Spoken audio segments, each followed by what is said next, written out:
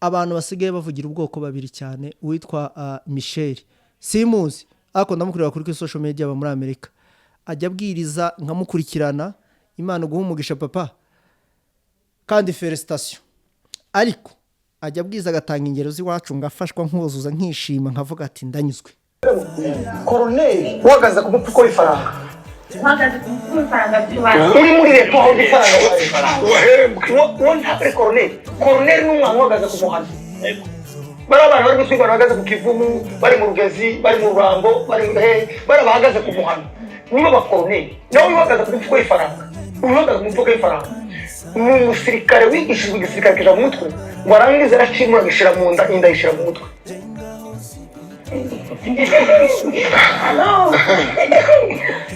umusirikare wigishijwe igisirikare cyo gutabara abaturage arangize aracimura agishira mu nda inda bari yajana mu mutwe naho zirabara abantu bari mu tigita bari bahagaze kuri Nyabiri harangwa adatego bariya nibo basirikare nibo bakolonel naho uhagaze ku ifaranga n'ibyo afite umutima wo gukunda ifaranga rinze ariko ntakunze aho abazimuhesheje abigishije none igisirikare bigishijwe bagise mu muri izo mpamvu rero abanyamurenge ufite general Semata n'amakolonel amungirije n'amakapitene n'amajoro n'abandi bose bari muri leta bahagaze ku ifaranga iyo bamaze kurya ifaranga biyo birangiye reka ngusobanure iki iyo usomye Bibiliya izitubwira ngo Mose yari muri White House muri Paris yo kwa Farawo ariko aravuga ngo ahasi ngombwa kuha mugire bacu abarenga Imana ikomeze kongerera amavuta menshi jenga kanisa jenga barabara jenga maketizo jenga hospitali jenga shule hizo jenga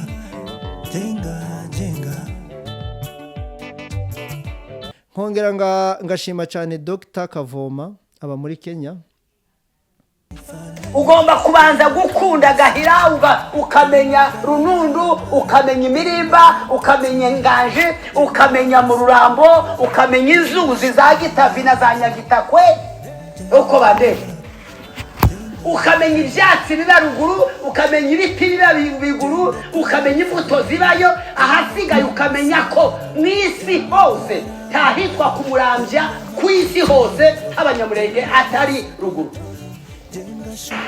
nubwo hano Nairobi twasanga hari ahitwa inganje ariko ntabwo ari inganje yande y'abanyamurenge nimwe gusa ni inganje yo hakurya halo ukunda igihugu biza biterwa n'ibintu bine ikintu cya mbere ni ukumenya ko nta handi ugira atari aho ngaho ku isi yose rya jambo mushumba amaze kuvuga ry'ubuhunzi niryo ryatumye abantu bavanga indimi hariho amagambo abiri nje kwibandaho ni ijambo ryitwa patriotisme n'iryitwa nationalisme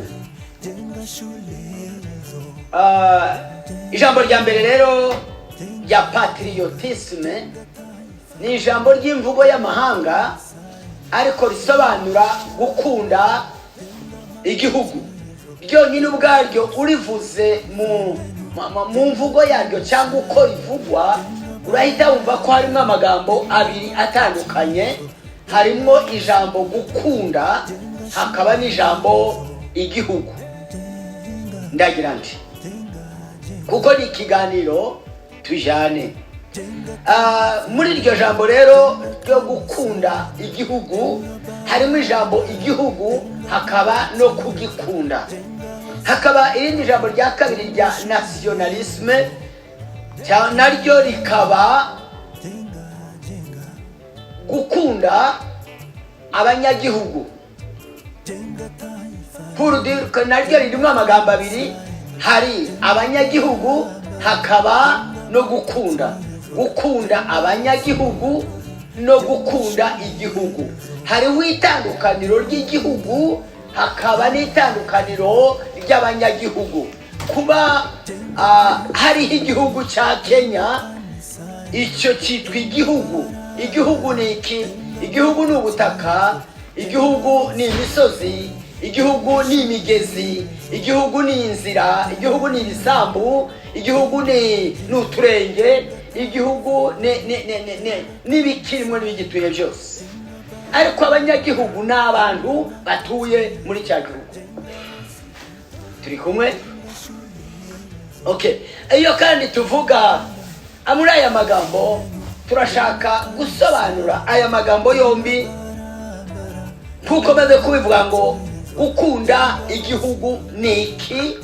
Gukunda igihugu n'ayo magambo yombi ni ukuba ufite igihugu na nyuma ukagira ute ukagikunda. Hahita havuka ikibazo umuntu wese yakwibaza ngo ese umuntu yaba mu gihugu ntagikunde? Kurwa havugwa ngo gukunda igihugu means kuko umuntu ashobora kuba hari igihugu cyangwa uri umunyagihugu ariko utagikunda. Sinye ya mbere yo kutagikunda, turi kumwe? Sinye cyangwa ikimenyetso cya mbere cyo kutagikunda nuko umuntu wese ukunda igihugu iyo bakivuze agira inyota yo kumenya amakuru yacyo. Igihe mperutse muri Kenya nababaye cyane kuba ntaramubonye, gusa ni igihe n'igihe nzamubona. Umupapa arabwiriza akavuga Imana, akanibutsa abantu bakumbuza iwabo. Ni umupatriyote wa mbere, ntitaye ku bindi byose nge ntekereza nifuza. Imana ndasenga izampuze n'uyu mupasiteri ambwire. Ni Dr. Kavoma, ndaceka aba muri Kenya ariko ni haba. Ajya abwiriza, ejo bundi yarabwirije avuga ati ese ubundi wowe indoto zawe, viziyo yawe ufite, izo ndoto ninde uzazirotora? Mbese ni nko kuvuga ngo creating a vision, nubwo utayisarura generation igiye kuza izahereho ari izasarura. Kuko wowe izi ndoto zawe uri kurota ubu nyine, twe ababwira urubyiruko ntabwo izo ndoto wewe uri kurota ubu nyine rimwe rimwe ushobora kudasohora, ushobora kutazisarura, ariko ukuntu wazibibye, ukuntu wazubatse, ukuntu wabiteguye, abana bacu barumuna bacu akaba aribo bazazisarura.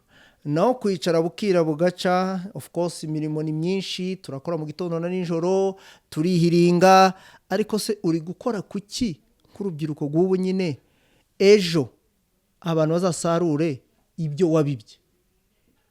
Akantu karamfashije cyane. Abantu cyane tuba dukongora abantu bo hanze, abantu bagize opportunity yo kujya muri biya bihugu twese twifuza kujyayo gushaka ubundi bumenyi. N'amafaranga ni meza pe, mukubaka mukagubwa neza, mukafasha abantu ni byiza. Ntiwareka gufasha umuvandimwe wawe ufite ubwo buryo n'ubushobozi, cyane ko wahavuye naho hazi aho wavuye naho wamusize simpazi, ntiwabireka. Ariko abana bato, abajene, mwoka byaramwe muri ibyo bihugu bikomeye twita ngo bikomeye, mugerageze mwige. Nta kindi kintu kizatugeza kuri ziriya ndoto Dr. Kavoma tubwira cyangwa yuko atubwiriza utarize ngo profite. Wowe ufite ubwo buryo, ufite ubwo bushobozi, ufite uwo mwanya n'ubwo ubuze, ariko icyambere ni ya vision nyine, ukavuga ati nzakora amafaranga ariko nzaniga. Barumuna bacu bariyo, bakuru bacu, umuntu wese ufite iyo opportunity mugende mwige, kandi mwige domaine zose.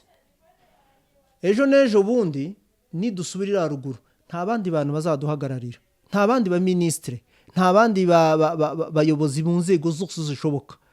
Nimwe muzaba mwarabyize, kandi kwiga no kwigana. Muragiye iwa abandi mwigane, murebe ibyo bakora, hasigaye muze natwe mu bitwereke tuzabe applique. Bari abana bari hariya, mwana w'abasore bavuga ngo bari ku kirindi, bafashe ikirindi, Imana izatera iteka ejo n'ejo bundi amahoro atahe, kubera Imana yacu y'umurenge dusenga ntabwo izadutererana, izaduha amahoro, turabyizeye.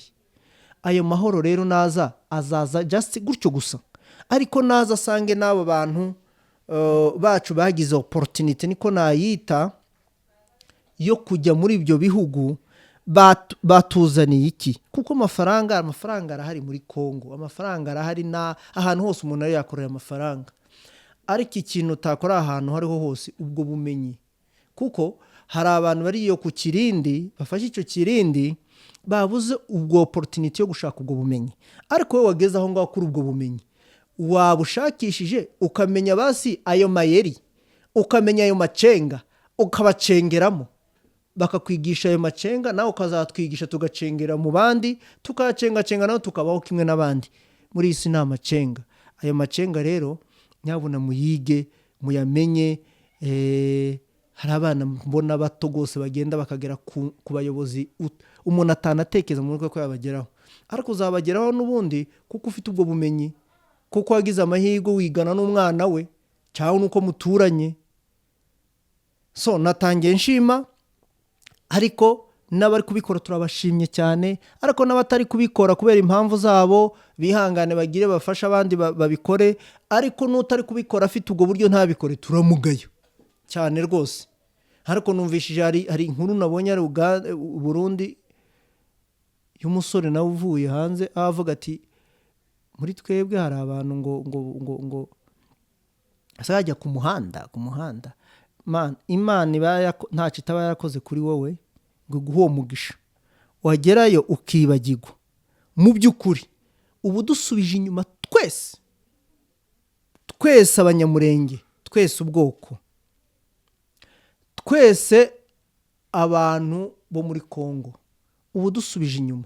Wowe niba ufite amahirwe komeza ikirindi nawe wige ushaka amafaranga kugira ngo ejo n'ejo bundi Imana niduteturure nawe uzatubature.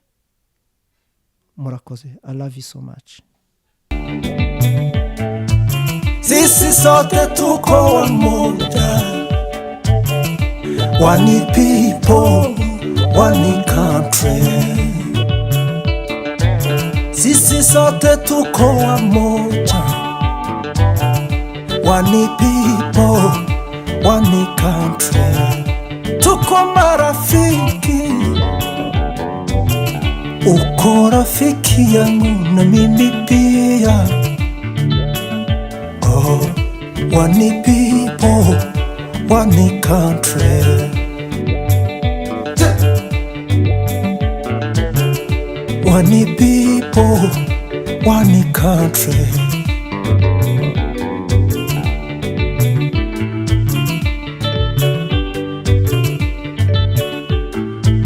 Jenga taifa lenu, jenga kanisa lenu, jenga barabara, jenga maketizo, jenga hospitali, jenga shule hizo.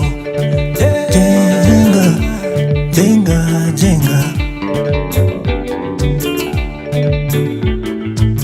jenga taifa lenu, jenga kanisa lenu, jenga barabara, jenga maketizo, jenga hospitali, jenga shule hizo.